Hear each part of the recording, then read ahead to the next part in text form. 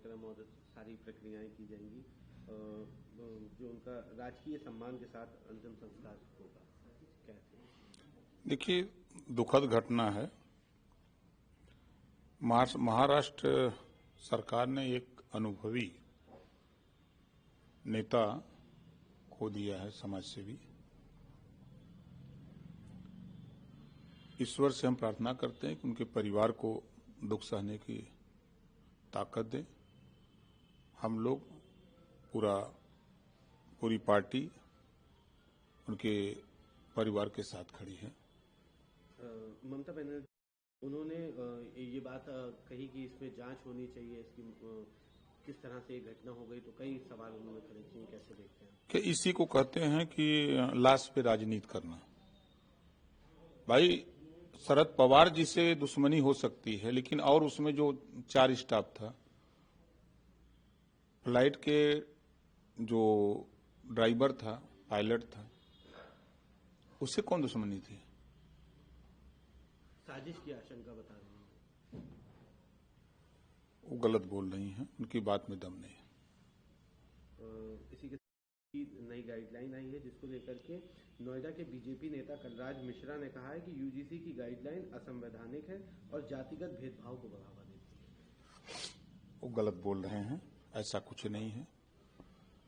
केंद्रीय शिक्षा मंत्री माननीय धर्मेंद्र प्रधान जी ने भी कहा है कि यूजीसी का कोई दुरुपयोग नहीं है, किसी के साथ कोई अन्याय नहीं होगा।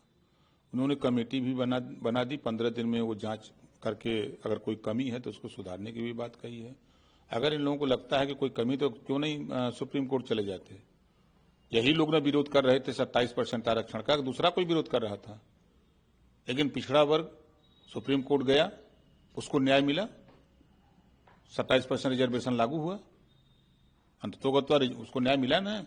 तो आप उसी तरह आप जाओ ना, सुप्रीम कोर्ट जाओ, वहां दरवाजा खटखटाओ।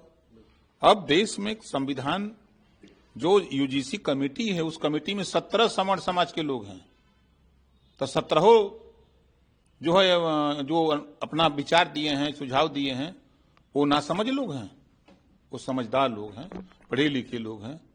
अब एक इशू आप बना लिए हैं खाली कि विरोध करना, तो विरोध करिए, उससे भाई हम कोई कुछ कर नहीं सकता। लोकतंत्र है, सबको अधिकार है। लेकिन इसको विपक्ष ये भी कह रहा है कि भारतीय जनता पार्टी में अंदर ही कलह है, भारतीय जनता पार्टी के लोग ही संतुष्ट नहीं है इस फैसले से। अब वो विपक्ष का काम है विरोध करना। कुछ लोग हैं जो नहीं चाहते कि देश में समता स्वतंत्रता बंद हो तो न्याय कायम हो। लोग नहीं चाहते हैं कि सबको बराबरी का अधिकार मिले। कुछ लोग ऐसे हैं, ऐसे लोग ही विरोध कर रहे हैं। बीजेपी के लेकिन पदाधिकारी भी हैं, वो भी इस्तीफे दे रहे हैं। कहीं कुछ नहीं भाई, वो पता नहीं वो बीजेपी के नेता हैं कि नहीं है। कल तक तो यही बीजेपी के जो विरोध करने वाले लोग नारा लगाते थे, जो राम को लाए हैं हम उनको लाएंगे। जब ईएसडब्ल्यू जब हुआ तो मोदी जी भगवान थे। आप एक तरफ सनातन का पाठ पढ़ाते हो, दूसरी तरफ उनको तेली बताते हो। क्यों ऐसा कर रहे हो भैया? अब वो तेली हो गए, अब सनातन खत्म हो गया।